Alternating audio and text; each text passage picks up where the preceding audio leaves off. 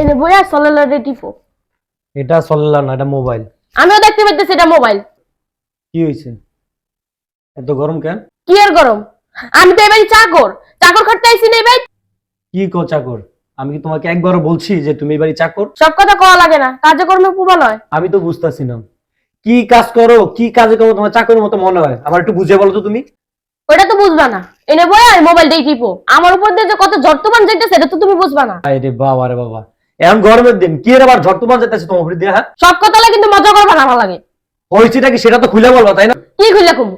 তোমার video mobile এটা কবে আইছে? হ্যাঁ, অন্যদিন যায় না এটা। কি বলো? আমার বিধন কবে আইছে মানে? ঈদের 2 দিন আগে আইছে। ঈদ গেছে যে কয়দিন? আচ্ছা কয় তারিখ? 10 তারিখ চলতেছে। গেছে তোমার বলে? দেখো, এভাবে বলো না। এই পৃথিবীতে আমার বোন আর ভাইনা ছাড়া আমার আর কেউ নেই। তাই প্রতি বছর ঈদের 2-3 দিন আগে আমাদের বাসায় চলে আসে।